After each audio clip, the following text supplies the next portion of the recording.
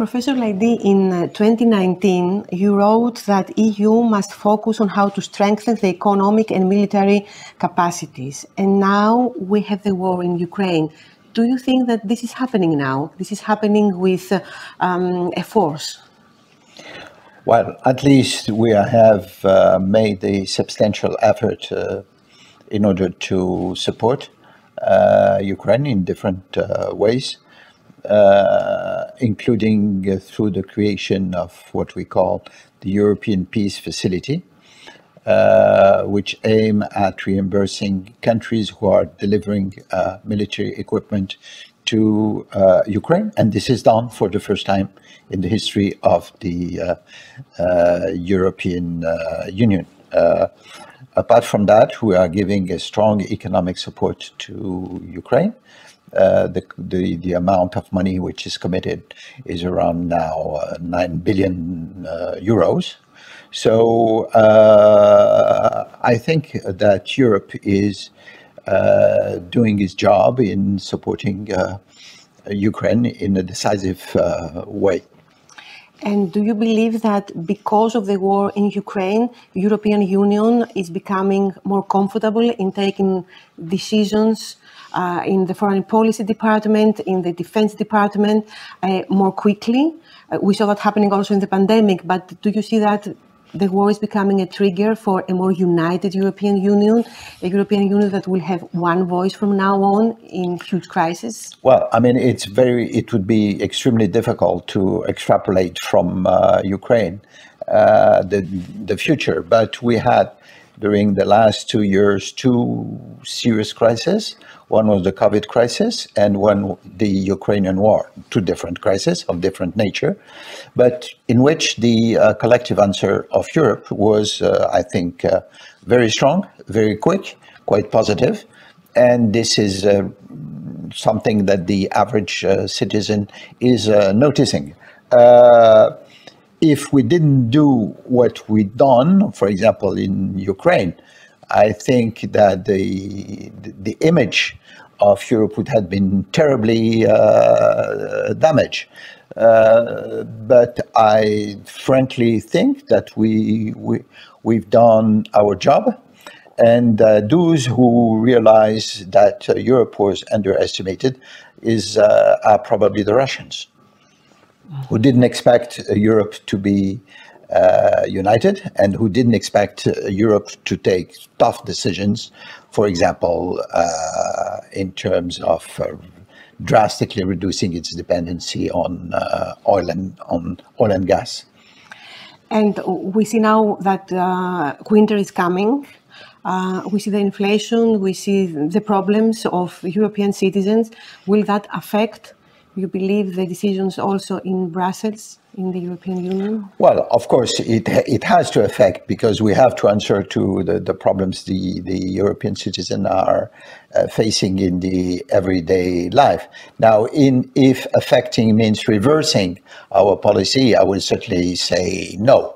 And I think that there's no majority in Europe asking for a reversal of our policy. It would be a pure disaster, and it would rain against the security interests of Europe. I mean, you cannot imagine that we just let Ukraine alone and say, okay, we are going to change our policy because the price of gas is rising and that we are facing an energy crisis. So it's out of question. Of course, we're going to face tough decisions, but they are going to be taken. But politics aims precisely at taking tough decisions when necessary.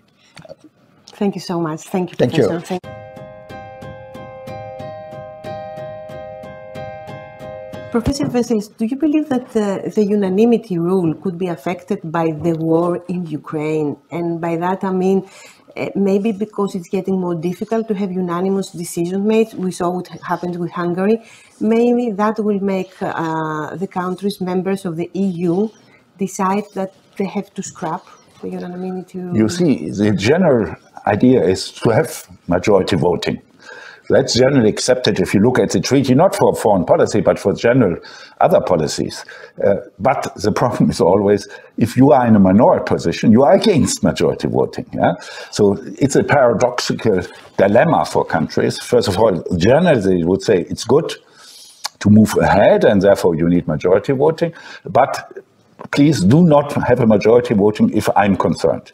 So there's a paradox, and I think that makes the risk for each member countries to agree to majority voting high. They would be very careful of, let's say, accepting majority votes. Well, we saw, and with the pandemic, and we see that now again with the war in Ukraine, a more united European Union. Is it something that we can expect it to continue and after the war in Ukraine ends? Or is it something that we will find ourselves only when we have huge crisis and the countries of the European Union have to make that decision? They need, I mean, the pressure, otherwise they always will bicker and fight. Yeah, I mean, the European Union has been developed by crisis. I mean, we have, since I look at that means still the 70s, the European Union always faced major challenges, or the countries of the European Union faced major challenges. And then they decided to move together ahead, quite often in a fragmented way, not perfect way. But let's say we saw many things like the internal market, monetary union, some common foreign and policy, security decisions being, let's say, done by member states because they thought that's good for them and good for the European Union. So it's always a mixture of national interests reacting to crisis by EU instruments. And you rightly comment on the, let's say, reaction to the pandemic. I think the decisions of July 2020 of the European Council, the summit, to create a new fund, which was really breaking taboos, is a good example you mentioned. And I think also to have financing weapons for Ukraine in the Russian war, I think it's another taboo breaking element. The point is you can never predict that for the future.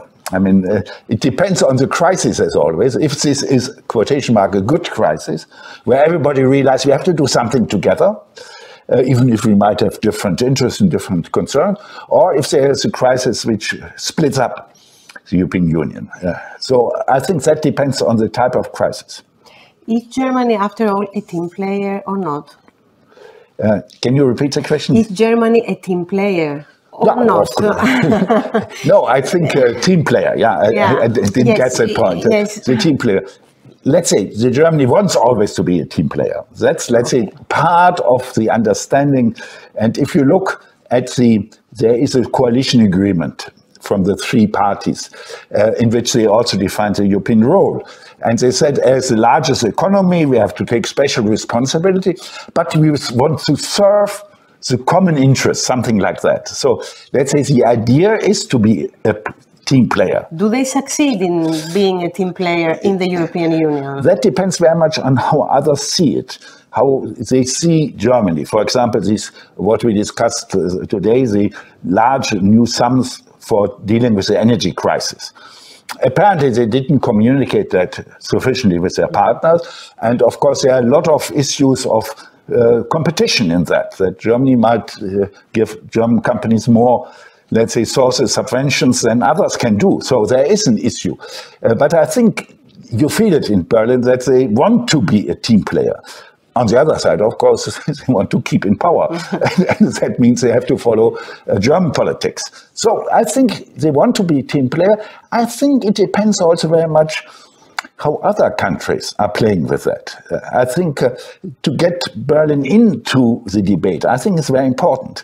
And if I may say so, during the financial crisis with Greece, or now sometimes from Poland, you listen to arguments which are strange and which does not take into consideration which responsibility Germany tries to take, if it's successful or not. So I think it's also a game of the other countries how to play with Germany. And I think the general idea is, yes, we want to be team players, but of course we cannot forget what we think is best for Germany in the moment. Do you think that Germany has acknowledged the big mistake they made with Russia and Vladimir Putin? The trust they put on him and on Russia? Yeah, I think that it was a mistake. And the problem I see, because sometimes you can think a certain crisis like that pandemic, you could not really predict. And perhaps you couldn't predict that Putin would really move, attack Ukraine. You might not have seen. But the debate about Nord Stream 1 and Nord Stream 2, that was very clear from everybody. So this was a mistake which was clearly shown to the German government and establishment, because it was not Merkel only, of course. There was a broad consensus by industries, by the SPD at that time. So it was not just Merkel who did it, but there was a broad consensus. It's a commercial and most people, also inside Germany, told, let's say the government, look, that's geopolitical, you trust too much. So that was a mistake which could have been seen, or which was indicated clearly enough before. So I think that's important to see. There might be mistakes by just not knowing and perhaps not being able to know, but there are also mistakes which are clearly ahead of you, but where you think, oh, the interest of, let's say, cheap gas is more important than political consideration, geopolitical consideration. I think that mistake should not be taken again, or not be made again. Thank you so much. Thank you, Professor Wessels. Thank you.